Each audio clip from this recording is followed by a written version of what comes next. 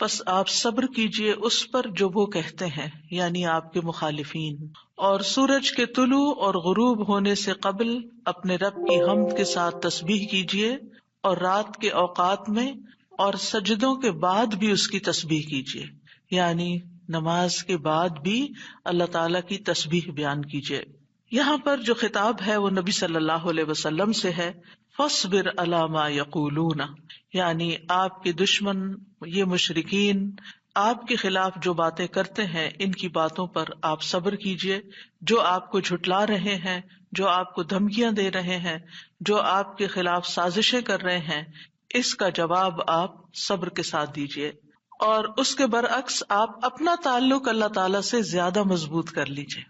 یعنی کتنی خوبصورت تعلیم ہے ہمارے دین کی کہ جب لوگ مخالفت کریں تو بجائے اس کے کہ ان سے الجھنا شروع کر دیں اور ان کی باتوں کا جواب دینے لگیں اور خود کو ڈیفینڈ کرنا شروع کر دیں، کرنے کا کام کیا ہے کہ ہم اللہ کی طرف توجہ کریں، رغبت کریں، دعا کریں، اللہ کی تسبیح بیان کریں، اس کی حمد بیان کریں۔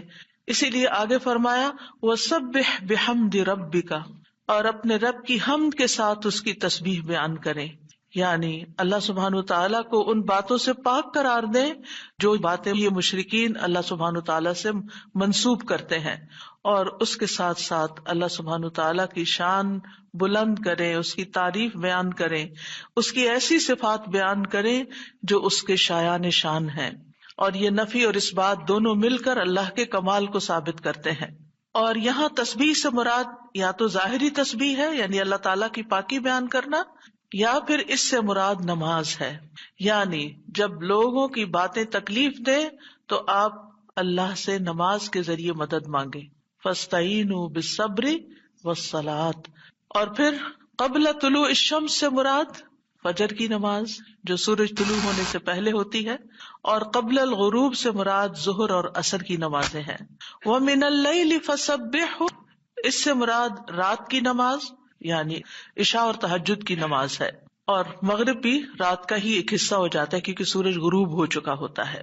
یعنی ان تمام احوال میں اللہ تعالیٰ کی تسبیح بیان کریں، اور تسبیح سے مراد یعنی سورج کے طلوع ہونے اور غروب ہونے سے پہلے جو تسبیحات ہمیں بتائی گئی ہیں وہ پڑھیں، اور اگر اس سے مراد نماز ہے تو پھر اس سے مراد نماز میں اللہ کا ذکر، اور اس کے علاوہ وَأَدْبَارَ السُّجُودِ، اور سجدوں کے بعد بھی۔ ایک معنی اس کا یہ ہے کہ نماز کے بعد کی تسبیحات کا اہتمام کیا جائے۔ بہت سے لوگوں کو دیکھا گیا وہ نماز پڑھتے بس اٹھ جاتے ہیں، تسبیح نہیں کرتے، جبکہ یہاں اللہ سبحانہ وتعالیٰ خاص طور پر حکم دے رہے ہیں کہ نماز کے بعد تسبیح بیٹھ کر کرنی چاہیے، یہ نماز کے بعد کا ذکر ہے۔ مجاہد ابن عباس سے روایت کرتے ہیں کہ اللہ تعالیٰ نے آپ صلی اللہ علیہ وسلم کو تمام نمازوں کے بعد تسبیح پڑھنے کا حکم دیا ہے، اور وہ اس آیت کی تشریح کر رہے تھے وہ ادبار السجود کی۔ مجاہد کہتے ہیں اس سے مراد فرض نماز کے بعد تسبیح کرنا ہے، تو یہ نوٹ کر لیجئے کہ ساری نماز مکمل کرنے کے بعد نہیں بلکہ فرض نماز پڑھنے کے بعد تسبیح کریں۔ دوسرا معنی اس کا کیا کیا گیا ہے کہ فرض نماز کے بعد نفل نماز بھی پڑھیں، کیونکہ صبح عربی میں نفل نماز کے لیے بھی آتا ہے، یعنی فرض نماز کے بعد نفلی نماز بھی ادا کریں۔ اور تیسرا معنی اس کا کیا گیا ہے کہ مغرب کی نماز کے بعد 2 رکعت بھی پڑھیں، یعنی ان کو بھی تسبیح کا نام دیا گیا ہے۔ اسی طرح سورۃ الطور میں اللہ تعالیٰ فرماتے ہیں وَاصْبِرْ لِحُكْمِ رَبِّكَ فَإِنَّكَ بِأَعْيُنِنَا وَسَبِّحْ بِحَمْدِ رَبِّكَ حِينَ تَقُومُ وَمِنَ اللَّيْلِ فَسَبِّحْهُ وَإِدْبَارَ النُّجُومِ۔ اور آپ اپنے رب کے حکم کے آنے تک صبر کیجئے، پس بے شک آپ ہماری نگاہوں کے سامنے ہیں، اور جس وقت آپ کھڑے ہوتے ہیں آپ اپنے رب کی حمد کے ساتھ تسبیح کیجئے، اور رات کو بھی اور ستاروں کے پلٹنے کے بعد بھی اس کی تسبیح کیجئے۔ یہاں بھی نبی صلی اللہ علیہ وسلم کو صبر کا حکم دیا گیا ہے کہ آپ اپنے رب کا حکم آنے تک صبر کرتے رہیں۔ فَإِنَّكَ بِأَعْيُنِنَا، آپ ہماری نگاہوں کے سامنے ہیں، آپ ہماری توجہ میں ہیں، ہماری نظروں میں ہیں، ہمارے علم میں ہیں، آپ ہماری حفاظت میں ہیں، یعنی عربی کے محاورے کے مطابق کوئی نگاہوں میں ہو کا مطلب یہ کہ ہم اس کی نگرانی کر رہے ہیں، حفاظت کر رہے ہیں. جیسے موسیٰ علیہ السلام کے بارے میں اللہ تعالیٰ نے فرمایا وَلِتُصْنَعَ عَلَىٰ عَيْنِي، تاکہ آپ کی پرورش میری آنکھوں کے سامنے کی جائے، یعنی میری حفاظت اور حراست کے ساتھ.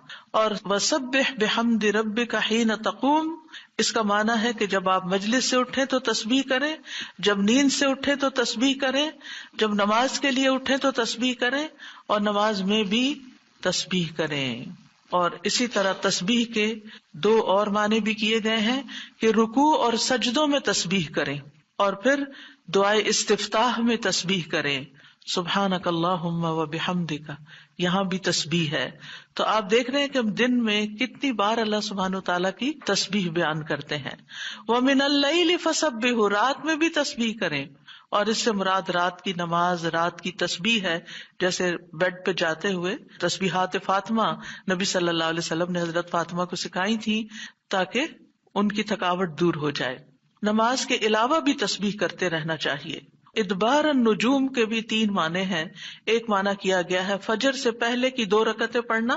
نبی صلی اللہ علیہ وسلم یہ رکعتیں نہ سفر میں چھوڑتے تھے نہ گھر میں، کبھی بھی آپ نے یہ سنت نماز نہیں چھوڑی. اور پھر اسی طرح اس سے مراد فجر کی 2 رکعات بھی لی گئی، اور نماز کے بعد کی تسبیح بھی مراد ہے. ان دونوں آیات سے پتہ چلتا ہے کہ نماز کے بعد بھی ذکر کرنے کی اہمیت اور ضرورت ہے، جس سے بہت سے لوگ غافل ہوتے ہیں. قرآن مجید میں اللہ تعالیٰ فرماتے ہیں فَإِذَا قَضَيْتُمُ الصَّلَاةَ فَاذْكُرُوا اللَّهَ قِيَامًا وَقُعُودًا وَعَلَى جُنُوبِكُمْ، پھر جب تم نماز پوری کر چکو تو اللہ کو کھڑے، بیٹھے اور اپنے پہلوؤں پر لیٹے ہوئے یاد کرو. یعنی بعض اوقات ایسا ہوتا ہے کہ آپ نماز پڑھ لیتے ہیں اور پھر سمجھتے ہیں کہ ہم اللہ کے ذکر سے فارغ ہو گئے اور اب ہم دنیا کے کام میں لگ جائیں. ہاں، دنیا کے کام 2-3 طرح سے ہی ہوتے ہیں. یا کھڑے ہو کے کوئی کام ہو رہا تھا، آپ کچن میں چلے جاتے ہیں، کوکنگ کر رہے ہیں، آپ اپنا ذکر جاری رکھیں. یا پھر آپ بیٹھ گئے ہیں اور بیٹھ کے کوئی کام کر رہے ہیں، تسبیح جاری رکھیں، ذکر جاری رکھیں. اور اسی طرح اگر آپ لیٹ گئے آرام کرنے کے لیے تو بھی ذکر جاری رکھیں. یعنی ہر حال میں اللہ تعالیٰ کا ذکر کرتے رہیں. اسی طرح سورہ جمعہ میں اللہ تعالیٰ فرماتے ہیں فَإِذَا قُضِيَتِ الصَّلَاةُ فَانتَشِرُوا فِي الْأَرْضِ وَابْتَغُوا مِن فَضْلِ اللَّهِ وَاذْكُرُوا اللَّهَ كَثِيرًا لَعَلَّكُمْ تُفْلِحُونَ. پھر جب نماز پوری کر لی جائے تو زمین میں پھیل جاؤ اور اللہ کے فضل سے تلاش کرو، یعنی اپنے دنیا کا کام کاروبار کرو اور اللہ کو بہت یاد کرو. یعنی اپنے بزنس آورز میں بھی، اپنی جاب پر بھی اللہ کو نہیں بھولنا. کیوں؟ لعلکم تفلحون، تاکہ تم فلاح پاؤ، کامیاب ہو جاؤ. اسی طرح اللہ سبحانہ تعالیٰ رمضان کے روزے مکمل کرنے کے بعد کس چیز کا حکم دیتے ہیں؟ وَلِتُكْمِلُوا الْعِدَّةَ وَلِتُكَبِّرُوا اللَّهَ عَلَىٰ مَا هَدَاكُمْ وَلَعَلَّكُمْ تَشْكُرُونَ. اور تاکہ تم تعداد پوری کرو، اور تاکہ تم اللہ کی بڑائی بیان کرو، تکبیرات پڑھو، اور اس پر کہ اس نے تم کو ہدایت بخشی، اور تاکہ تم شکر ادا کرو. اسی طرح حج کے مناسک ادا کرنے کے بعد بھی ذکر کا حکم ہے. فَإِذَا قَضَيْتُم مَّنَاسِكَكُمْ فَاذْكُرُوا اللَّهَ كَذِكْرِكُمْ آبَاءَكُمْ أَوْ أَشَدَّ ذِكْرًا. پھر جب تم اپنے حج کے مناسک پورے کر چکو تو اللہ کو یاد کرو جس طرح اپنے باپ دادا کو یاد کیا کرتے تھے، بلکہ اس سے بھی زیادہ یاد کرنا.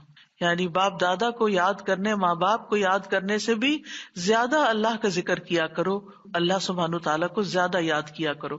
کیونکہ انسانوں کی یاد انسانوں کو دکھی کرتی ہے، لیکن اللہ کی یاد دلوں کے اطمینان کا باعث بنتی ہے، دلوں کے اندر سکون کا باعث بنتی ہے. الا بذکر اللہ تطمئن القلوب، خبردار اللہ کے ذکر سے دلوں کو اطمینان نصیب ہوتا ہے. تو آپ نے دیکھا کہ تمام عبادات کے بعد ذکر کا حکم ہے، تسبیح کا حکم ہے، تکبیر کا حکم ہے.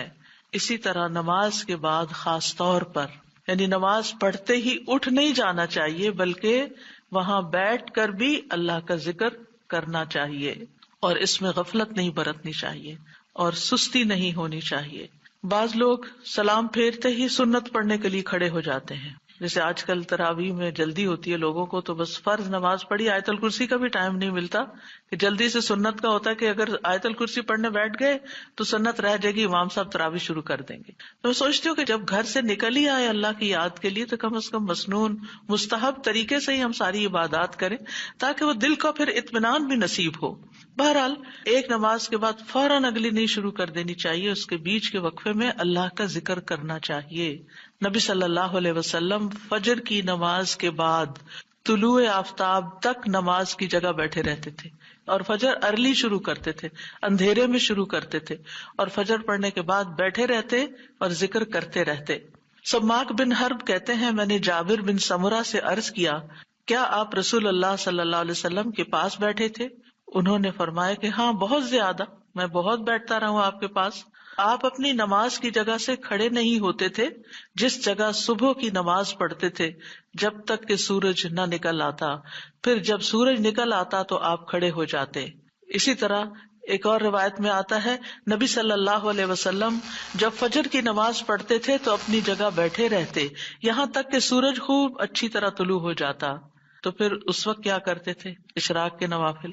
تو اس سے آپ اندازہ لگائیں، کیا ہم میں سے کوئی یہ کہہ سکتا ہے کہ میں رسول اللہ صلی اللہ علیہ وسلم سے زیادہ مصروف انسان ہوں، میں زیادہ بزی ہوں، میرے بہت کام ہے، میرے پاس بیٹھنے کا وقت نہیں ہے؟ نہیں، یہ صرف نفس کا دھوکہ ہوتا ہے.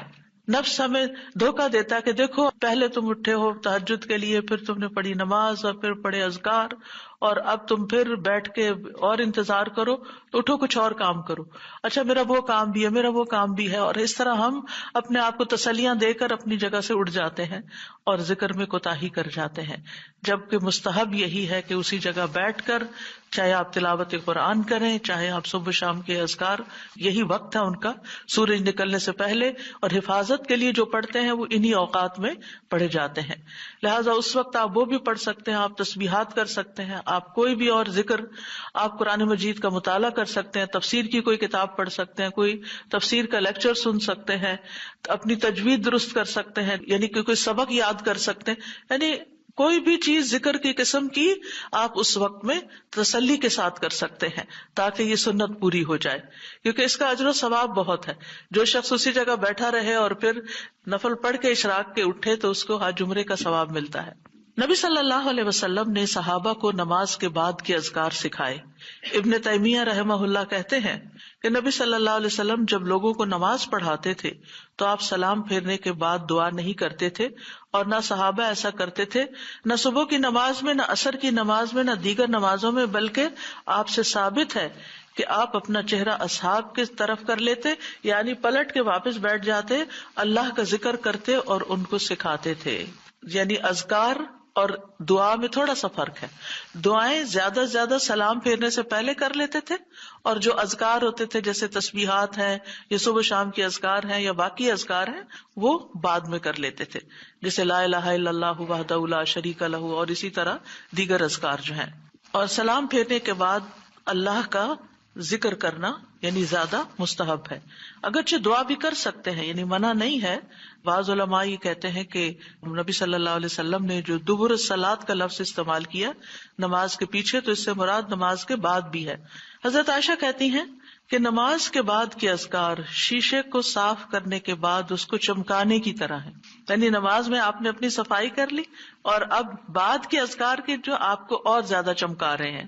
نماز نور ہے، یہ دل کو صاف کر دیتی ہے، دل کو روشن کر دیتی ہے، جیسے کہ شیشے کو صاف کیا جاتا ہے.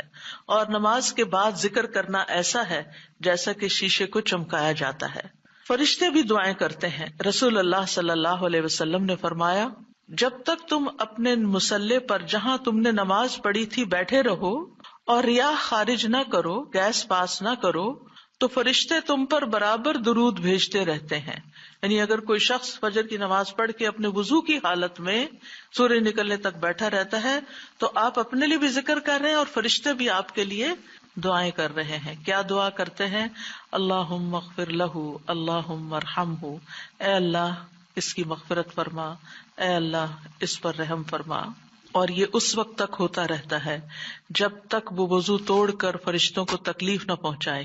یعنی جب گیس پاس ہوتی ہے اور اس کی اسمیل سے پھر فرشتوں کو تکلیف ہوتی ہے، تو فرشتے جو ہیں وہ پیاز کی اسمیل اور لہسن کی اور جسم سے نکلنے والے، اگر پسینہ بہت آ رہا ہے اور کپڑے نہیں آپ تبدیل کرتے، رات کے کپڑوں میں ہی اٹھ کے نماز شروع کر دیتے ہیں اور وہ اسمیلی کپڑے ہوتے ہیں، تو اس سے فرشتے آپ سے دور رہتے ہیں. اور اسی طرح اگر یعنی خوراک میں کوئی ایسی چیز ہے کہ آپ کی گیس میں بہت اسمیل ہے، تو یہ چیز بھی فرشتوں کو تکلیف دیتی ہے اگر آپ مصلی پر بیٹھے ہیں یا آپ ذکر کی حالت میں ہیں. پھر اس وقت ذکر کرنا جو ہے اولاد اسماعیل سے غلام آزاد کرنے سے افضل عمل ہے، خاص طور پر اگر ہم لا الہ الا اللہ وحدہ لا شریک لہ والی تسبیح پڑھتے ہیں. ابو امامہ سے مروی ہے، رسول اللہ صلی اللہ علیہ وسلم نے فرمایا، سورج طلوع ہونے تک میں بیٹھ کر اللہ تعالیٰ کا ذکر کروں، اس کی بڑائی، اس کی حمد و تسبیح اور تحلیل کروں، یہ مجھے اولاد اسماعیل میں سے 2 غلام آزاد کرنے سے زیادہ محبوب. یعنی اس وقت کا ذکر ایسا ہے جیسے آپ نے اتنا بڑا صدقہ بھی کر دیا. اسی طرح عصر کے بعد سورج غروب ہونے تک ذکر کرنا مجھے اولاد اسماعیل میں سے 4 غلام آزاد کرنے سے زیادہ محبوب ہے. یعنی عصر پڑھ کر بھی آپ مغرب تک ذکر کر سکتے ہیں. اگر عام دنوں میں نہیں تو آپ جمعے کے دن تو کر ہی سکتے ہیں، کیونکہ اس دن دعائیں قبول ہوتی ہیں. لیکن عموماً ہم اپنی غفلت اور سستی کی وجہ سے کوئی اور کام شروع کر دیتے ہیں اور ہم ان قیمتی اوقات کی قدر نہیں کرتے، ہماری پرائرٹیز نہیں ہوتی. یعنی انسان کو جب پتہ چلتا ہے کہ یہ بزنس کا پیک آور ہے تو وہ کیا کرتا ہے، اس وقت کہیں اور سیر کو چلا جاتا ہے؟ نہیں، اس وقت وہ سارے کام چھوڑ کر اس کام کی طرف متوجہ ہو جاتا ہے جو اس کو سب سے زیادہ فائدہ دینے والا ہے. تو اسی طرح بعض سلف صالحین کہتے ہیں کہ ہم نے جمعے کے دن عصر کے بعد مغرب تک جو دعا کی ہماری قبول ہوئی. یعنی یہ قبولیت دعا کا خاص وقت ہوتا ہے. جیسے صبح کا وقت بکرتن نماز فجر سے لے کر سورج نکلنے تک کا ہے، بڑا ہی قیمتی وقت ہے ذکر اذکار کے لیے. اسی طرح عصر کی نماز سے لے کر مغرب تک کا وقت بھی بڑا ہی قیمتی ہے. تو اس میں آپ دیکھیے خصوصاً آج کل آپ روزے سے ہیں، روزہ دار کی بھی دعا قبول ہوتی ہے. اور اس میں بھی امت کے نیک لوگوں کا طریقہ یہی رہا ہے کہ وہ روزہ کھلنے سے پہلے سارے کام چھوڑ دیتے تھے اور ذکر اذکار میں مصروف ہو جاتے تھے، دعائیں کرنے میں مصروف ہو جاتے تھے. تو آپ بھی اپنے لیے کچھ پلان اس طرح کریں کہ جمعے کا دن اور ہم کم از کم رمضان کا مہینہ عصر کا وقت جو ہے اس سے پہلے اپنے کام ختم کر کے مصلی پہ بیٹھے یا کرسی پہ بیٹھے یا لیٹنا چاہتے تو لیٹ جائیں، کیونکہ پہلی آیت یہی بتائی گئی تھی نا کہ آپ کھڑے یا بیٹھے یا لیٹے ہر حال میں اللہ کا ذکر کر سکتے ہیں. الذین یذکرون اللہ قیاما وقعودا وعلی جنوبہم، وہ جو اللہ کا ذکر کرتے ہیں کھڑے، بیٹھے اور لیٹے، جس بھی پوزیشن میں آپ کرنا چاہیں آپ ذکر کر سکتے ہیں. اور اس میں تسبیح کیجیے، حمد و ثنا کیجیے اللہ تعالیٰ کی اور دعائیں مانگیے. اور الحمدللہ ہمارے پاس کتابوں کی شکل میں دعاؤں کا اتنا پیارا ذخیرہ ہے جو مسنون اوتھینٹک دعائیں قرآن و سنت سے ہم نے جمع کی ہیں.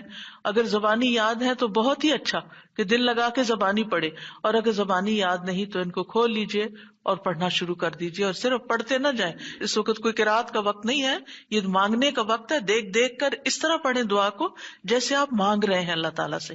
تو انشاءاللہ آپ کے دین، دنیا، آخرت کے سارے مسائل حل ہوں گے اور ایک پرامن پرسکون زندگی بسر کریں گے اگر ان اوقات کی آپ قدر کر لیں. کیونکہ جو قبولیت کے اوقات ہیں ان کو گنوانا نہیں چاہیے، ان کو ہاتھ سے جانے نہیں دینا چاہیے. آپ صبح فجر کے وقت مثلا اگر رمضان میں ہر روز 1 سپارہ پڑھتے ہیں، آدھا سپارہ فجر کے بعد پڑھ لیں، آدھا سپارہ عصر کے بعد پڑھ لیں.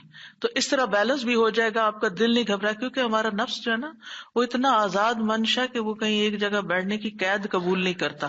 وہ بار بار ہمیں کہتا ہے اچھا فون چیک کر لو، اچھا وہ کر لو، وہ کر لو، اور توجہ اور یکسوئی سے ہمیں ذکر اذکار نہیں کرنے دیتا. تو اس کو ٹیم کرنے میں، اس کو ڈسپلن کرنے میں وقت لگے گا. لیکن ونس ایک دفعہ آپ عادی ہو گئے، آپ نے اس گھوڑے کو قابو کر لیا، آپ نے اس کو بٹھا لیا. جیسے بچے کو بٹھانے میں مشکل ہوتی ہے لیکن جب بیٹھ جاتے پھر بیٹھ جاتے ہیں. تو پھر انشاءاللہ آپ دیکھیں گے کہ آپ کے لیے یہ گھڑیاں بڑی پر لذت ہو جائیں گی. آپ ان گھڑیوں کو انجوائے کریں گے. آپ کا اور زیادہ دل چاہے گا کہ کاش یہ اور لمبی ہو جائے.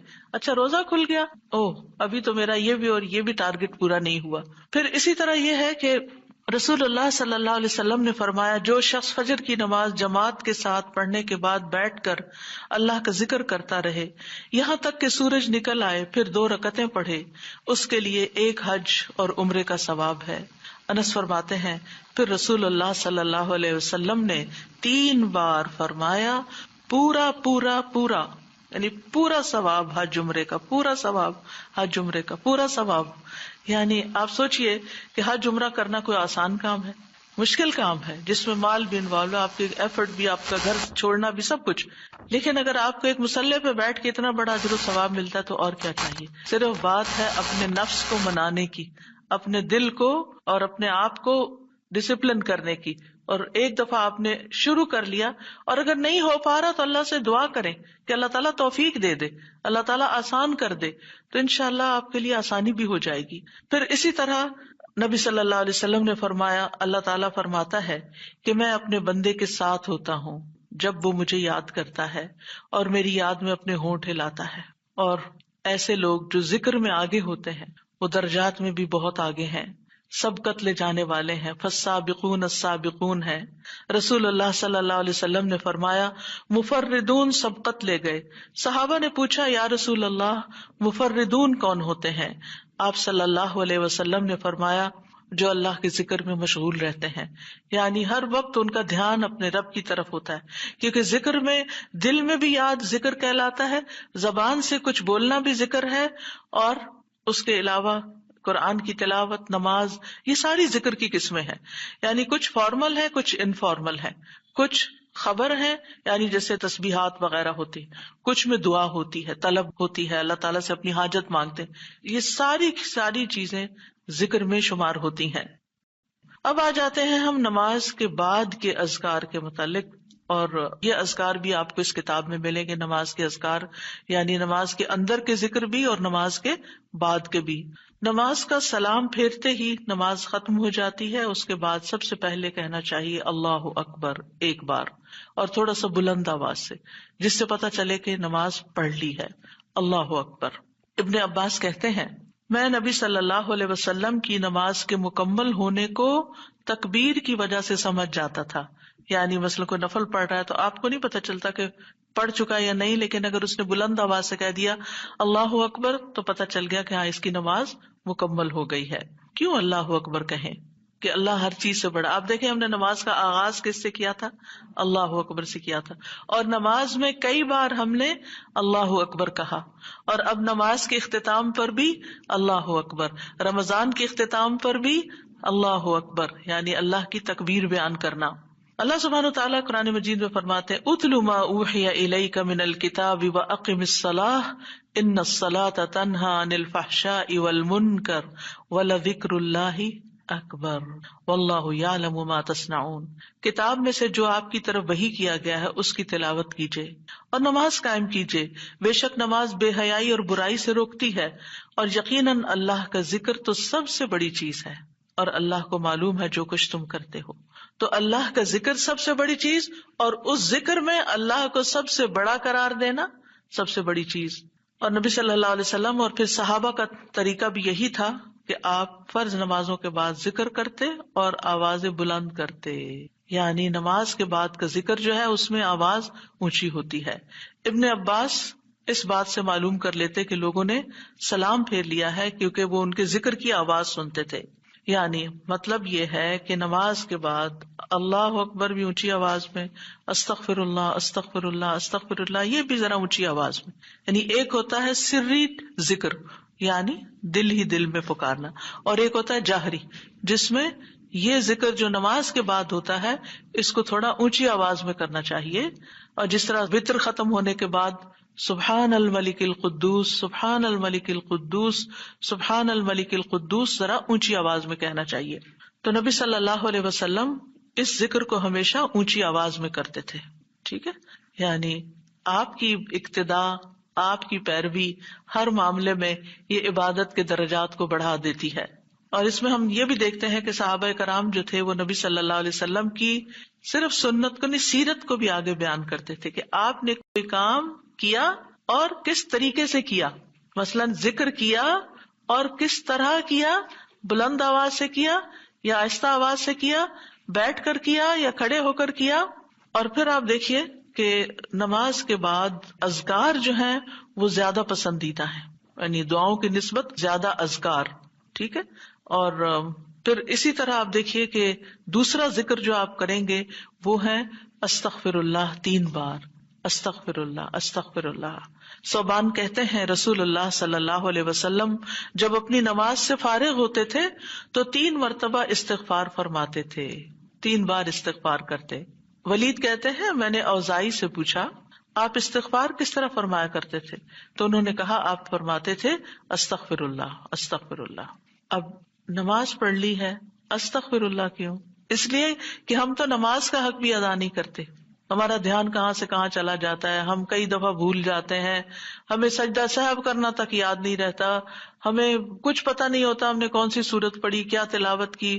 ہو سکتا ہے تلاوت میں کوئی غلطی کر دیں، ہو سکتا ہے کہ تسبیح کی جگہ کچھ اور پڑھ دیں بھول چوک کے.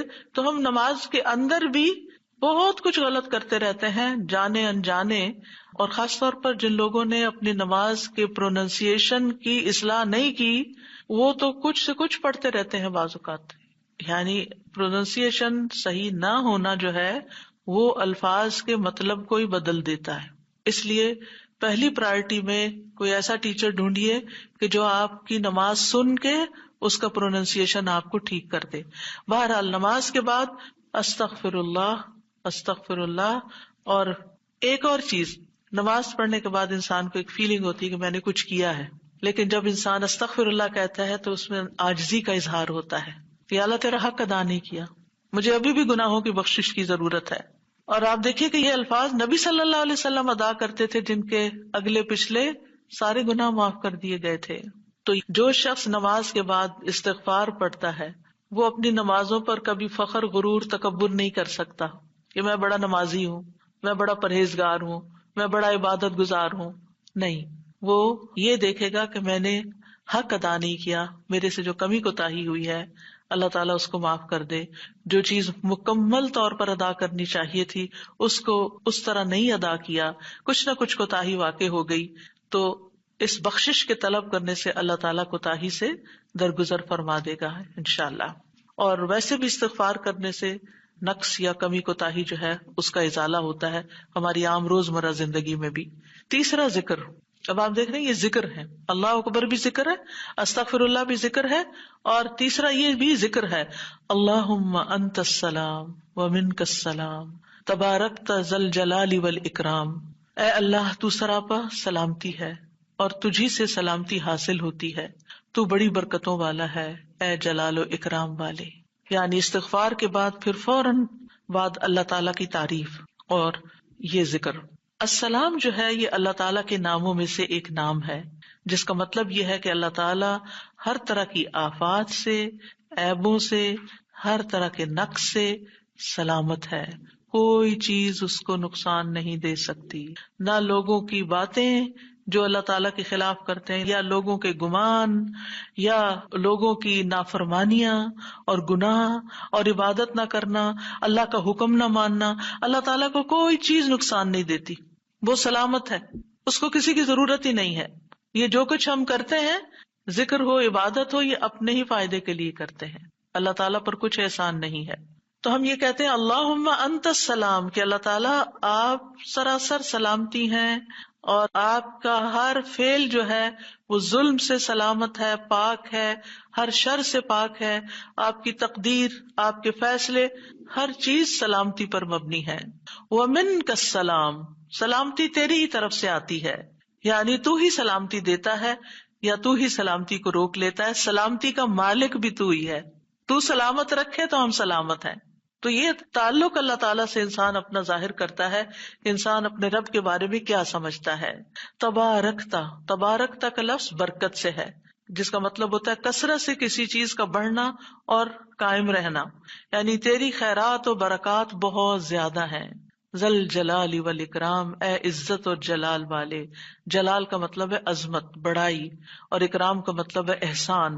یعنی تو اپنے بندوں کو عزت و اکرام دیتا ہے، اپنے رسولوں کو، اپنے انبیاء کو اور اپنے صالح بندوں کو تو ہی عزت اور اکرام اور برکتیں عطا کرتا ہے، ساری نعمتیں تیری ہی طرف سے ہیں. اور یہ کتنا خوبصورت ذکر ہے جو ہم ہر نماز کے بعد کرتے ہیں، یا جو نہیں کر رہے انہیں لازماً کرنا چاہیے، کہ اللہ سبحانہ وتعالیٰ سے ہم اپنے اچھے گمان کا اظہار کرتے ہیں اور ایک طرح سے انڈائریکٹلی سلامتی اور برکت طلب بھی کرتے ہیں. آپ دیکھیے عموماً ہم جب کسی چیز کے اندر فائدہ دیکھتے ہیں تو ہم خیر اس سے وابستہ کر لیتے ہیں، یہ ہے تو کام ہوگا، یہ نہیں تو کام ہی نہیں ہوگا. مثلاً آپ کوئی قلم خریدتے ہیں اور اس سے لکھنا شروع کرتے ہیں اور آپ کو اچھا لگتا ہے، یا آپ اس سے جو لکھنا چاہتے تھے آرٹیکل یا کوئی چیز یا نوٹس اپنے تو بڑے اچھے لکھ پاتے ہیں، تو آپ کہنے لگتے ہیں یہ قلم بڑا مبارک ہے. ٹھیک ہے بھائی، قلم اچھا ہے، فائدہ دے رہا ہے آپ کو، لیکن اصل تو اللہ نے آپ کے لیے یہ وسیلہ بنایا کہ اس نے آپ تک یہ پہنچایا. تو اصل برکت اور خیر اور سلامتی کا منبع اللہ رب العزت کی ذات ہے. چیزوں کے ساتھ مت چمٹ جائیے اور ان پر اتنے ڈپینڈنٹ نہ ہو جائیں کہ اللہ کو بھول جائیں اور اللہ تعالیٰ کی نعمت اور اللہ تعالیٰ کا احسان یاد نہ کریں. تو اس لیے ہر نماز کے بعد ہم اس بات کا اقرار کرتے ہیں کہ ساری برکتیں تیری ذات سے ہیں یا رب، ساری سلامتی تیری طرف سے ہے یا رب، عزت اور اکرام تیری ہی طرف سے ہے یا رب، تو ہی جس کو چاہے اس پر احسان فرماتا ہے، لہٰذا ہم یہ سب کچھ تجھ سے ہی طلب کرتے ہیں. پھر آپ دیکھیے چوتھا ذکر ہے لا الہ الا اللہ وحدہ لا شریک لہ لہ الملک ولہ الحمد وہو علی کل شیء قدیر. یہ بھی آپ 3 بار پڑھ سکتے ہیں، یہ بھی ذکر ہے، یعنی 3 مرتبہ اللہ تعالی کی توحید کا اقرار. مغیرہ بن شعبہ جو وحی کے کاتب تھے ان سے مروی ہے کہ معاویہ رضی اللہ عنہ نے مغیرہ کو لکھا کہ کوئی حدیث جو آپ نے رسول اللہ صلی اللہ علیہ وسلم سے سنی ہو وہ مجھے لکھ کر بھیجیں. راوی کہتے ہیں کہ مغیرہ رضی اللہ عنہ نے انہیں لکھا کہ میں نے آپ صلی اللہ علیہ وسلم سے سنا ہے آپ اپنی نماز سے فارغ ہونے کے بعد 3 مرتبہ یہ پڑھا کرتے تھے لا الہ الا اللہ وحدہ لا شریک لہ لہ الملک ولہ الحمد وہو علی کل شیء قدیر. سب سے پہلے توحید کا اقرار کہ اللہ ایک ہے، وہی الہ ہے، وہی خالق ہے، مالک ہے، رب ہے، معبود ہے. پھر اس بات کا انکار کہ کوئی اس کا شریک ہو، لا شریک لہ. اور پھر لہ الملک، بادشاہت بھی اسی کی ہے، معبود بھی وہی ہے، بادشاہ بھی وہی ہے، اور ایسا بادشاہ ہے ولہ الحمد کہ اس کی تعریف ہے.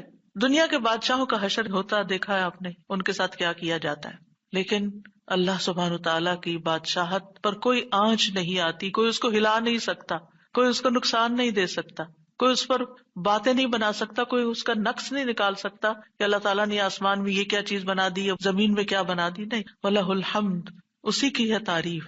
یعنی ایسا بادشاہ کہ جو قابل تعریف ہے، اور ایسا بادشاہ کہ وَهُوَ عَلَى كُلِّ شَيْءٍ قَدِيرٌ. دنیا کے بادشاہ انتہائی بس لاچار ہوتے ہیں، ان کے ہاتھ میں کچھ نہیں ہوتا، وہ انسانوں کے محتاج ہوتے ہیں، انسانوں کی خدمت کے، انسانوں کی مدد کے، انسانوں کے مال کے محتاج ہوتے ہیں. یہ بادشاہت کیا بادشاہت ہے جس کی ساری ڈیپینڈنسی لوگوں کے اوپر ہے.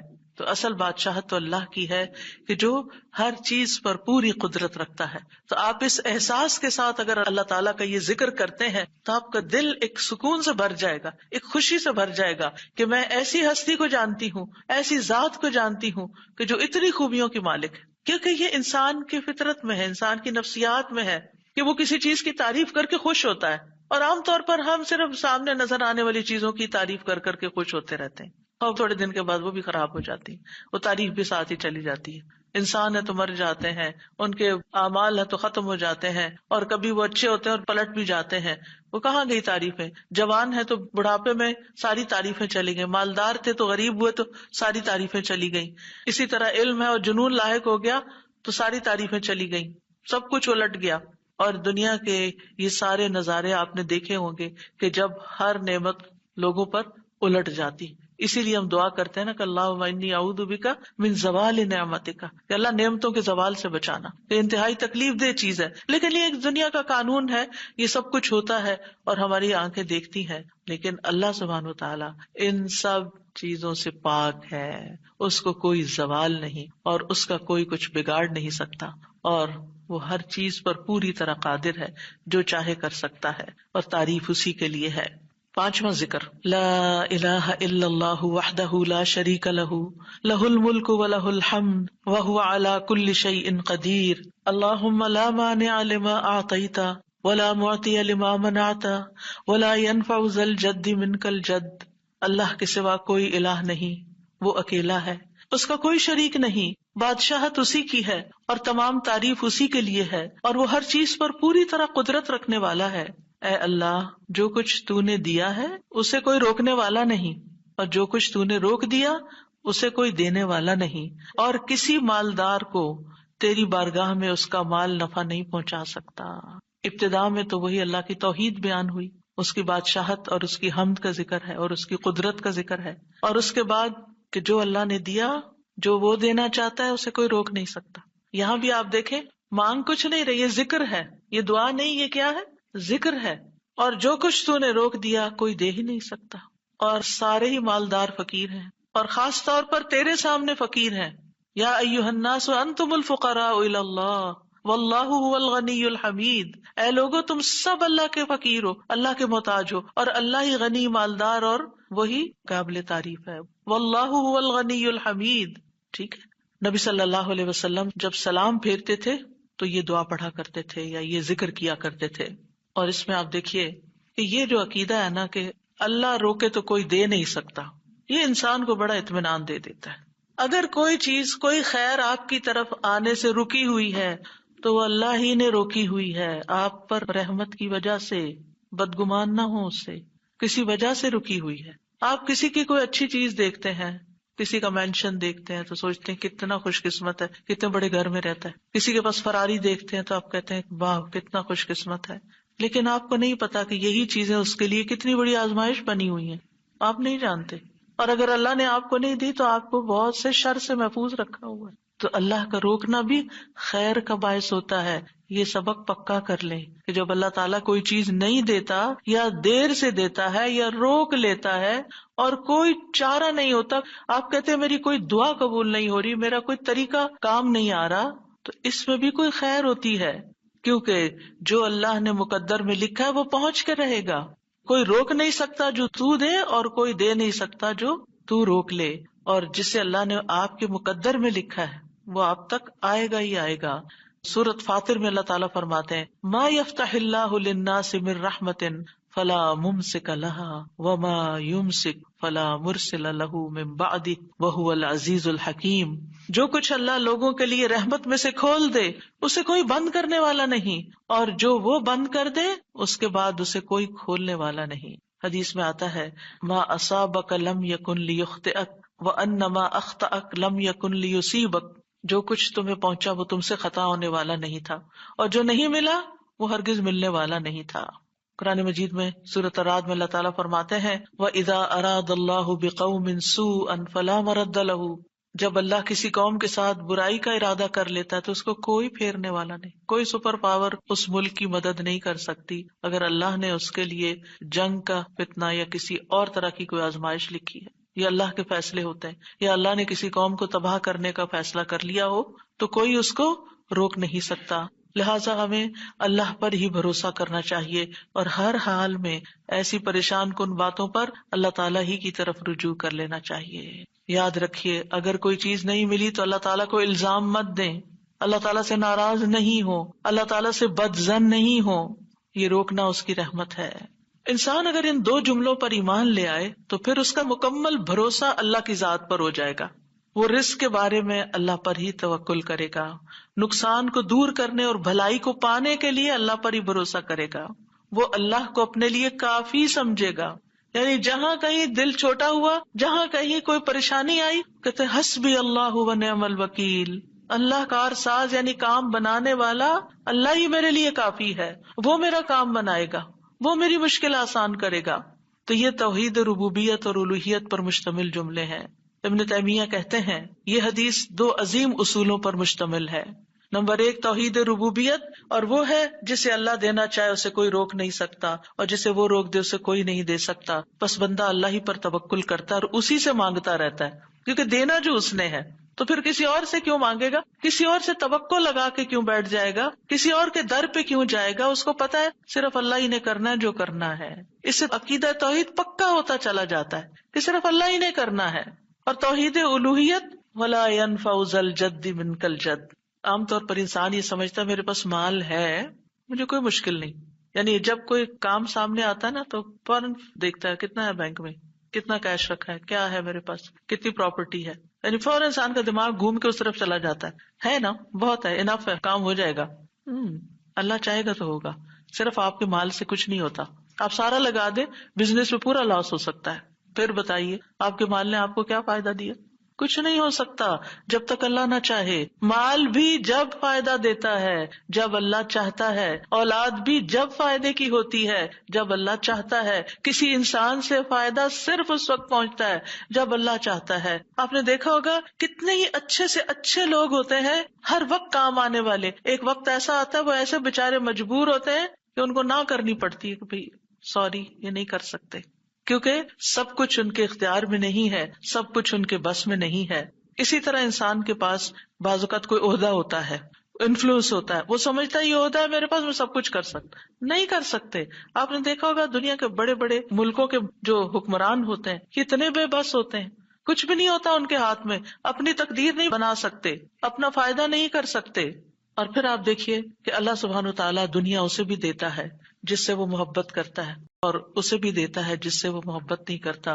لیکن یاد رکھیے ایمان اس کو دیتا ہے، دین کی سمجھ اس کو دیتا ہے جس سے وہ محبت کرتا ہے۔ وَمَن يُرِدِ اللَّهُ بِهِ خَيْرًا يُفَقِّهْهُ فِي الدِّينِ۔ دنیا تو سب کے پاس، مومن مسلم کافر سب کے پاس ہو سکتی ہے دنیا کے بڑے بڑے فائدے ہر ایک کو مل سکتے ہیں، لیکن دین اس کو ملتا ہے جس سے اللہ محبت کرتا ہے۔ لہذا انسان کو اللہ ہی کی طرف رغبت کرنی چاہیے، اور کبھی بھی اپنے مال پہ، اپنے جاہ پہ، اپنے ریسورسز پہ، اپنی قوتوں پر، اپنے علم پر کبھی بھروسہ نہیں کرنا چاہیے کہ یہ میرے لیے کچھ بنائیں گے اور ان کی وجہ سے میں آگے بڑھ جاؤں گا اور ان کی وجہ سے میرا بہت فائدہ ہوگا۔ جب اللہ فائدہ لائے گا نا، ان میں سے کوئی ایک چیز بھی آپ کے پاس نہیں ہوگی تو آپ کا کام بن جائے گا۔ اور اگر فائدہ نہیں دینا نا اللہ نے ان ساری چیزوں کے ہوتے ہوئے، کئی دفعہ لوگ کہتے ہیں نا ہر چیز ہے میرے پاس لیکن پھر بھی میرا یہ مسئلہ حل نہیں ہوتا، معلوم نہیں کیوں رکاوٹ آ گئی، اور پھر وہ غلط سوچنا شروع کر دیتے ہیں فلاں کی بندش ہے، فلاں کی نظر ہے، فلاں نے یہ کر دیا۔ نہیں، نفع اور نقصان دونوں اللہ کے ہاتھ میں، نہ کسی کی نظر آپ کو نقصان دے سکتی ہے، نہ کسی کا جادو آپ کو نقصان دے سکتا ہے، نہ کسی کا حسد آپ کو نقصان دے سکتا ہے اگر اللہ نہ چاہے۔ لہٰذا اسی سے دعا کرتے رہیں، اور جو پروٹیکشن کی دعائیں اس نے سکھائی ہیں وہ پڑھتے رہیں، اور باقی بھروسہ اللہ کی ذات پر کریں۔ پھر چھٹا ذکر ہے لا الہ الا اللہ وحدہ لا شریک لہ، لہ الملک ولہ الحمد وہو علی کل شیء قدیر، لا حول ولا قوۃ الا باللہ، لا الہ الا اللہ ولا نعبد الا ایاہ، لہ النعمۃ ولہ الفضل ولہ الثناء الحسن، لا الہ الا اللہ مخلصین لہ الدین ولو کرہ الکافرون۔ اللہ کے سوا کوئی الہ نہیں، وہ اکیلا ہے، اس کا کوئی شریک نہیں، بادشاہت اسی کی ہے اور تمام تعریف اسی کے لیے ہے، اور وہ ہر چیز پر پوری طرح قدرت رکھنے والا ہے، اور گناہ سے بچنے کی طاقت اور نیکی کرنے کی طاقت اللہ کے سوا کوئی دینے والا نہیں، اللہ کے سوا کوئی الہ نہیں۔ ہم صرف اسی کی عبادت کرتے ہیں، اسی کی ساری نعمتیں ہیں، اسی کا سارا فضل ہے اور اسی کے لیے خوبصورت تعریف ہے۔ اللہ کے سوا کوئی الہ نہیں، ہم اسی کے لیے دین میں اخلاص رکھنے والے ہیں اگرچہ کافر ناپسند کریں۔ ابن زبیر سلام پھیر کر ہر نماز کے بعد یہ کہتے، اور راوی کہتے ہیں کہ انہوں نے کہا کہ رسول اللہ صلی اللہ علیہ وسلم ہر نماز کے بعد ان کلمات کے ساتھ تحلیل کیا کرتے تھے، یعنی اللہ تعالیٰ کی حمد و ثنا بیان کرتے تھے۔ یہ بھی کیا ہے نماز کے بعد کا ذکر، اور اس میں آپ دیکھیے لا الہ الا اللہ وحدہ کے علاوہ لا حول ولا قوت الا باللہ، لا حول ولا قوت الا باللہ، کہ کوئی پھیرنے کی قوت یعنی کسی برائی کو، نقصان کو دور کرنے کی، اور اسی طرح کوئی فائدہ حاصل کرنے کی قوت اللہ ہی کے پاس ہے۔ کسی گناہ سے دور ہونے اور کسی نیکی کے کرنے کی ہمت طاقت اللہ ہی کے پاس ہے۔ تو یہ لا حول ولا قوت الا باللہ بہت فائدہ دیتا ہے، اور اس کی کثرت کرنے کو کہا گیا ہے۔ اور لا الہ الا اللہ ولا نعبد الا ایاہ، ہم صرف اسی کی عبادت کرتے ہیں۔ لہ النعمت ولہ الفضل ولہ الثناء الحسن، نعمت بھی اور فضل بھی اور اچھی تعریف سب اللہ ہی کے لیے ہے، اور ہم مخلص ہو کر اللہ کی عبادت کرتے ہیں، مخلصین لہ الدین، لا الہ الا اللہ ولو کرہ الکافرون، اگرچہ کافر ناپسند کریں، ان کو ہماری توحید اچھی نہ لگے، لیکن پھر بھی ہم صرف ایک اللہ ہی کو مانتے ہیں۔ ساتویں چیز ہے تسبیحات، سبحان اللہ 33 بار، الحمدللہ 33 بار اور اللہ اکبر 33 بار، اور 34ویں بار لا الہ الا اللہ وحدہ لا شریک لہ لہ الملک ولہ الحمد وہو علی کل شیء قدیر۔ ہر نماز کے بعد ان تسبیحات کو پڑھنے کی فضیلت کیا ہے؟ ابو ہریرہ کہتے ہیں رسول اللہ صلی اللہ علیہ وسلم نے فرمایا، جس آدمی نے ہر نماز کے بعد 33 مرتبہ سبحان اللہ، 33 مرتبہ الحمدللہ اور 33 مرتبہ اللہ اکبر کہا تو یہ 99 کلمات ہو گئے، اور 100 کا عدد پورے کرنے کے لیے لا الہ الا اللہ وحدہ لا شریک لہ یہ ذکر کر لیا تو اس کے سارے گناہ معاف کر دیے جائیں گے، چاہے وہ سمندر کی جھاگ کے برابر ہوں۔ یعنی 100 کا عدد پورا کرنے کے لیے کیا پڑھنا ہے؟ لا الہ الا اللہ وحدہ لا شریک لہ لہ الملک ولہ الحمد وہو علی کل شیء قدیر۔ رسول اللہ صلی اللہ علیہ وسلم نے فرمایا، ہر نماز کے بعد کچھ ایسے اذکار ہیں جن کو پڑھنے والا یا جن کو کرنے والا کبھی محروم نہیں ہوتا، جن میں سے سبحان اللہ 33 بار، الحمدللہ 33 بار اور 34 بار اللہ اکبر۔ یعنی اگر لا الہ الا اللہ پورا نہیں پڑھ سکتے تو اللہ اکبر کو 34 بار کر کے 100 کی گنتی پوری کر لیں۔ پھر اسی طرح رسول اللہ صلی اللہ علیہ وسلم کے پاس کچھ فقیر صحابہ حاضر ہوئے، کہا کہ امیر لوگ بلند درجات اور ہمیشہ رہنے والی جنت حاصل کر چکے، حالانکہ جس طرح ہم نماز پڑھتے ہیں وہ بھی پڑھتے ہیں، جیسے ہم روزے رکھتے ہیں وہ بھی رکھتے ہیں، لیکن مال و دولت کی وجہ سے انہیں ہم پر فضیلت حاصل ہے۔ اس کی وجہ یہ کہ وہ حج کرتے ہیں، عمرہ کرتے ہیں، جہاد کرتے ہیں، صدقے دیتے ہیں، اور ہم محتاجی کی وجہ سے یہ کام نہیں کر سکتے۔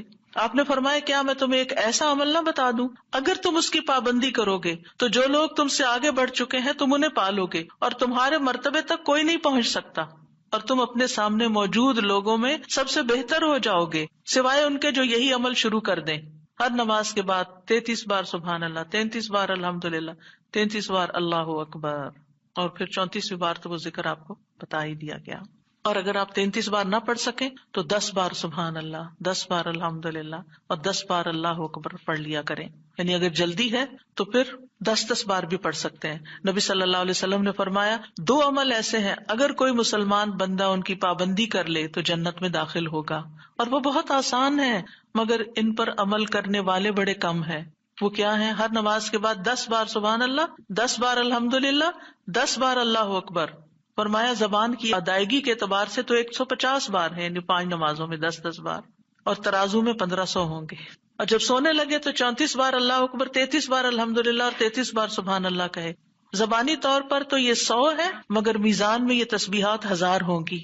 اور وہ کہتے ہیں یقیناً میں نے رسول اللہ صلی اللہ علیہ وسلم کو دیکھا، آپ انہیں اپنے ہاتھ سے شمار کرتے تھے، اور پھر کہتے ہیں دائیں ہاتھ سے تو کرنے کا طریقہ کیا ہے؟ 3 دفعہ اوپر کو جائیے سبحان اللہ سبحان اللہ سبحان اللہ، اور 3 دفعہ نیچے کو آ جائیے سبحان اللہ سبحان اللہ سبحان اللہ۔ ایک انگلی پہ 6 بار ہو گیا، تو آپ کی 5 انگلیاں تو 5 کو 6 دفعہ ضرب دیں تو کیا ہوتا ہے؟ 30، اور 3 دفعہ اور پڑھ لیں، اور اگر 34 ہے تو ایک اور پڑھ لیں۔ تو اس طرح ایک ہی ہاتھ پر، دائیں ہاتھ پر یہ تسبیحات آسانی سے پڑھی جا سکتی ہیں، کیونکہ ہاتھ سے تسبیح کرنا زیادہ پسندیدہ ہے۔ حضرت عبداللہ بن عمر کہتے ہیں میں نے رسول اللہ صلی اللہ علیہ وسلم کو دیکھا، آپ داہنے ہاتھ کی انگلیوں پر تسبیح کو شمار کرتے تھے، اور آپ نے صحابیات کو حکم دیا تھا کہ وہ اللہ کی تکبیر، تقدیس، تحلیل کی پابندی اختیار کریں اور اپنی انگلیوں پر شمار کریں، کیونکہ ان سے سوال ہوگا اور یہ بلوائی جائیں گی، قیامت کے دن ہاتھ بولیں گے، تو اگر ان پہ تسبیح آپ پڑھتے ہیں تو یہ بول کے بتائیں گے ہم تو اللہ کا ذکر کرتے رہے۔ 8ویں چیز ہے آیت الکرسی۔ اللہ لا الہ الا هو الحی القیوم لا تأخذہ سنۃ ولا نوم لہ ما فی السماوات وما فی الارض من ذا الذی یشفع عنده الا بإذنہ یعلم ما بین ایدیہم وما خلفہم ولا یحیطون بشیء من علمہ الا بما شاء وسع کرسیہ السماوات والارض ولا یؤودہ حفظہما وہو العلی العظیم۔ پورا اللہ کا تعارف ہے۔ اللہ وہ ہے کہ اس کے سوا کوئی معبود نہیں، وہ زندہ ہے، ہر چیز کو قائم رکھنے والا ہے، نہ اسے کچھ اونگ پکڑتی ہے اور نہ کوئی نیند، اسی کا ہے جو کچھ آسمانوں میں ہے اور جو کچھ زمین میں ہے۔ کون ہے جو اس کے پاس اس کی اجازت کے بغیر سفارش کرے؟ وہ جانتا ہے جو کچھ ان کے سامنے اور جو کچھ ان کے پیچھے ہے، اور وہ اس کے علم میں سے کسی چیز کا احاطہ نہیں کر سکتے مگر جتنا وہ چاہے۔ اس کی کرسی آسمانوں اور زمین کو سمائے ہوئے ہے، اور اسے ان دونوں کی حفاظت یعنی آسمان و زمین کی حفاظت تھکاتی نہیں، اور وہی سب سے بلند، سب سے بڑا ہے۔ ہر نماز کے بعد آیت الکرسی پڑھنے کی فضیلت یہ ہے کہ جو شخص نماز کے بعد اس کو پڑھ لیتا ہے اور اس نماز کے بعد اس کی ڈیتھ ہو جاتی ہے تو فرمایا اس کو موت کے علاوہ کوئی چیز جنت میں جانے سے نہیں روک سکتی، مر گیا تو سیدھا جنت میں۔ یہ قرآن مجید کی سب سے افضل آیت ہے۔ ابو ذر غفاری کہتے ہیں میں مسجد حرام میں داخل ہوا اور رسول اللہ صلی اللہ علیہ وسلم کو اکیلے دیکھ کر آپ کے پاس آ کے بیٹھ گیا۔ میں نے کہا یا رسول اللہ صلی اللہ علیہ وسلم کون سی آیت افضل ہے جو آپ پہ نازل ہوئی؟ آپ نے فرمایا آیت الکرسی۔ کرسی کے مقابلے میں 7 آسمان اس طرح ہے جیسے بیابان زمین میں کوئی چھلا گرا پڑا ہو، اور پھر کرسی کے مقابلے میں عرش کا حجم اتنا ہے جیسے اس چھلے کے مقابلے میں بیابان کا وجود۔ اور یہ قرآن مجید کی سب سے عظیم آیت بھی ہے۔ ابی ابن کعب سے روایت ہے ایک مرتبہ نبی صلی اللہ علیہ وسلم نے ان سے پوچھا اللہ کی کتاب میں سب سے عظیم آیت کون سی ہے؟ انہوں نے کہا اللہ اور اس کا رسول ہی زیادہ جانتے ہیں۔ آپ نے یہ سوال کئی مرتبہ دہرایا تو ابی ابن کعب نے کہا آیت الکرسی۔ یہ سن کر آپ نے فرمایا ابو المنذر تمہیں تمہارا علم مبارک ہو، اس ذات کی قسم جس کے ہاتھ میں میری جان ہے، عرش کے پائے کے پاس یہ اللہ بادشاہ کی پاکیزگی بیان کرتی ہوگی، اس کی ایک زبان اور 2 ہونٹ ہوں گے، یعنی جو لوگ اس پڑھیں گے وہ ان کے حق میں ایک طرح سے گواہ ہوگی۔ 9ویں چیز جو نماز کے بعد پڑھنی چاہیے وہ ہے معوذات، سورۃ الاخلاص، سورۃ الفلق، سورۃ الناس۔ پہلی سورت میں اللہ تعالیٰ کی توحید بیان ہوئی ہے، دوسری سورت میں انسان کو پناہ مانگنے کے لیے کہا گیا ہے، کہہ دیجئے میں مخلوق کے رب کے پناہ پکڑتا ہوں اس چیز کے شر سے جو اس نے پیدا کی، اور اندھیری رات کے شر سے جب وہ چھا جائے، اور گرہوں میں پھونکنے والیوں کے شر سے، اور حسد کرنے والے کے شر سے جب وہ حسد کرے۔ انہی چیزوں کا خوف رہتا ہے نا، کوئی جادو کر دے گا، کوئی حسد کر لے گا۔ ہر نماز کے بعد پڑھیں گے کس وقت وہ کرے گا؟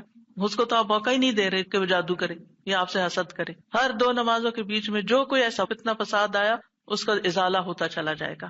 عقبہ بن عامر کہتے ہیں کہ رسول اللہ صلی اللہ علیہ وسلم نے مجھے حکم دیا تھا کہ میں ہر نماز کے بعد معوذات پڑھا کروں، یعنی یہ 3 صورتیں پڑھا کروں۔ 10ویں چیز ہے رب اعنی علی ذکرک و شکرک و حسن عبادتک، اللہ کے ذکر، اس کے شکر اور اچھی عبادت پر اللہ کی مدد مانگنا۔ معاذ بن جبل کہتے ہیں کہ رسول اللہ صلی اللہ علیہ وسلم نے میرا ہاتھ پکڑا اور فرمایا اے معاذ اللہ کی قسم میں تم سے محبت کرتا ہوں۔ کتنے خوش قسمت تھے معاذ رضی اللہ عنہ۔ میں نے عرض کیا یا رسول اللہ صلی اللہ علیہ وسلم میں بھی آپ سے محبت کرتا ہوں۔ تو رسول اللہ صلی اللہ علیہ وسلم نے فرمایا تم پابندی سے ہر نماز میں یہ دعا مانگا کرو رب اعنی علی ذکرک و شکرک و حسن عبادتک۔ معاذ رضی اللہ عنہ جو ہیں 33 سال کی عمر میں امواس کے طاعون میں شہید ہو گئے تھے۔ He was only 33 years old۔ ان کا مقام کیا تھا؟ آپ کی بشارت کے مطابق وہ جنت میں علماء کے قائد ہوں گے، یعنی علماء امت کے جو عالم ہیں ان کو جنت کی طرف لیڈ کر رہے ہوں گے۔ کس وجہ سے آپ صلی اللہ علیہ وسلم نے ان سے محبت کا اظہار کیا؟ علم کی وجہ سے، علم کے حریص تھے اور نیکی کے کاموں میں آگے آگے، اور اتنی چھوٹی عمر میں عین جوانی کے وقت فوت بھی ہو گئے اور کتنا بڑا درجہ اور مقام پا گئے۔ ہمیں آج تک یہ سمجھ نہیں آتی کہ کون سے کام ایسے کریں کہ جس سے اللہ کی محبت ملے، جس سے اللہ کا قرب نصیب ہو، اور جس سے ہمیں رسول اللہ صلی اللہ علیہ وسلم کی محبت اور آپ کی شفاعت نصیب ہو۔ تو یہ ایک دعا ہے ان دعاؤں میں سے جو آپ نے خاص طور پر حضرت معاذ کا ہاتھ پکڑ کے قسم کھا کے محبت کا اظہار کر کے آپ کو یہ دعا سکھائی۔ چند لفظ ہیں، کیا ہمارے لیے یہ پڑھنا بھی مشکل ہے؟ پھر ہم اپنے لیے اس دنیا سے کیا کما رہے ہیں؟ اگر ہمیں اتنی بھی توفیق نہیں کہ نماز کے بعد ٹک کے یہ 4 کلمے پڑھ لیں تو پھر ہماری نمازیں کیا ہیں؟ ہم نے کیا مانگا اللہ سے؟ ہم تو دنیا کی اور آخرت کی خیر سے محروم ہو گئے۔ اور یہ دعا آپ دیکھیے اللہم سے بھی شروع ہوتی ہے اور ربی سے بھی شروع ہوتی ہے، دونوں کا ایک ہی تقریباً مطلب ہے، ایک میں الوہیت ہے اور ایک میں ربوبیت ہے۔ یعنی میں اللہ سے درخواست کرتا ہوں کہ اے اللہ مجھے اپنے ذکر پر، اور ذکر میں قرآن، نماز، تحلیل، تسبیح، استغفار، درود، سب چیزیں شامل ہیں، اللہ مجھے توفیق دے۔ اور پھر وہ شکر کی بھی توفیق۔ اور آپ دیکھیے کہ جب ہم دعا مانگتے ہیں نا کہ اللہم انی علی ذکرک، تو مطلب یہ ہے کہ ہماری زبان جو ہے وہ آپ کی اطاعت کرتی رہے، وہ کلمات بولتی رہے جس سے آپ کا ذکر ہوتا رہے۔ یعنی ایک تو ہے یہ مسنون اذکار ان کا پڑھنا، اور ایک یہ ہے کہ اللہ تعالیٰ کی نعمتوں کا ذکر کرنا، اللہ تعالیٰ کے احسانات کا ذکر کرنا، اللہ تعالیٰ کی قدرت کی نشانیوں کا ذکر کرنا، اللہ کے فضل کا ذکر کرنا۔ وَأَمَّا بِنِعْمَةِ رَبِّكَ فَحَدِّثْ، یہ بھی ذکر ہے۔ آپ اپنے بچوں کے ساتھ بات کر رہے ہیں اور اللہ تعالیٰ کے بارے میں کوئی بات کر رہے ہیں، دین کے بارے میں کوئی بات کر رہے ہیں، تو یہ بھی ذکر میں شمار ہو۔ تو اللہ مجھے توفیق دے، آئین اللہ میری مدد کر. کیونکہ ہمارے پاس وقت بھی ہوتا ہے، ہمارے پاس صلاحیت بھی ہوتی ہے، لیکن ہم توجہ نہیں کرتے، ہم کرتے نہیں ہے کام، کیونکہ توفیق نہیں ہوئی نا. تو ہر نماز کے بعد، چونکہ فرض کے بعد دعا قبول ہوتی ہے، تو یہ دعا مانگنے کو کہا گیا. اور بعض کہتے ہیں اس کو سلام پھیرنے سے پہلے بھی پڑھ سکتے ہیں، جیسے ربی جعلنی پڑھتے ہیں. یا اور کل جو میں نے آپ کو دعائیں بتائی تھی آخر میں نماز کے اختتام پر سلام سے پہلے، وہ سب مسنون اذکار تھے. لیکن علماء نے اس کے علاوہ، جیسے ربی جعلنی مقیم الصلاۃ، یہ نبی صلی اللہ علیہ وسلم نے نہیں سکھائی ہمیں کہ نماز کے بعد ضروری یہی پڑھی جائے. لیکن علماء نے کہا کہ جیسے اللہ کی حمد و ثنا ہوتی ہے تشہد میں، پھر اس کے بعد درود شریف ہے، اور پھر اس میں والدین اور اولاد دونوں کے لیے دعا ہے، تو یہ پڑھ لیں. اس کے علاوہ جو چاہے قرآنی اور مسنون دعا یہاں بیٹھ کے پڑھیں، کیونکہ نماز کے اندر دعا مانگنا نماز کے بعد کی دعا سے افضل ہے. قبولیت کے زیادہ چانسز ہیں، جس سے اکثر لوگ غافل ہیں. سلام پھیرنے سے پہلے اللہم انی اسألک الجنۃ واعوذ بک من النار 3 دفعہ یہ پڑھ لیں. جو آپ کا دل چاہے پڑھیں، بس اردو میں نہیں، عربی میں یاد کریں کچھ دعائیں، قرآنی دعائیں، مسنون دعائیں اس وقت پڑھتے رہیں. تو پھر دوسرا ہے وشکر کا. شکر کہاں سے ادا ہوتا ہے؟ زبان سے بھی ہوتا ہے، لیکن اس کا اصل مقام دل ہے، تو دل سے اٹھتا ہے. ذکر کی بات کر کے ہم نے کہا کہ یا اللہ ہماری زبان کو اپنی اطاعت کی توفیق دے، اور شکر کی بات کر کے ہم نے کہا کہ اللہ ہمارے دل کو اپنے ذکر کی توفیق دے، اپنی یاد کی توفیق دے، اور شکر ادا کرنے کی توفیق دے. یعنی میں ساری ظاہری اور باطنی نعمتوں پر اللہ کا شکر ادا کرنے کی توفیق مانگتا ہوں. یہ مطلب ہے اس دعا کا. زبان کا شکر کیا ہے کہ بندہ اللہ کی نعمتوں کا ذکر کرتا ہے، اور اعضاء سے شکر کیا ہے کہ بندہ اللہ کی اطاعت کے کام کرتا ہے. کیونکہ اللہ تعالیٰ نے آل داؤد کو کیا کہا تھا؟ اعملوا آل داؤد شکرا وقلیل من عبادی الشکور. اے داؤد کے گھر والو، شکر ادا کرنے کے لیے عمل کرو، اور میرے بندوں میں کم ہی شکر گزار ہیں. اللہ کا شکوہ ہے بندوں سے، کم ہی شکر گزار. کیوں؟ اس لیے کہ شیطان نے کہا تھا وَلَا تَجِدُ أَكْثَرَهُمْ شَاكِرِينَ، کہ انسانوں کی اکثریت کو آپ شکر کرنے والا نہیں پائیں گے. اور وَلَقَدْ صَدَّقَ إِبْلِيسُ ظَنَّهُ، ابلیس نے اپنا گمان سچ پایا کہ بندوں کو شکر سے ہٹا دیا. تو شکر کی توفیق مل جائے تو پھر شکر ادا کیا جائے. اور یہ شکر کا سلسلہ تو کہیں ختم ہوتا ہی نہیں، کیونکہ اتنی نعمتیں ہیں کہ ہم گن ہی نہیں سکتے. ابن رجب کہتے ہیں کہ دین میں یا دنیا میں اللہ کی ہر نعمت جو بندے کو حاصل ہوتی ہے، اس میں نعمت کا شکر ادا کرنے کی ضرورت ہوتی ہے. پھر جو شکر کی توفیق ملتی ہے اس پر بھی شکر ادا کرنے کی ضرورت ہے.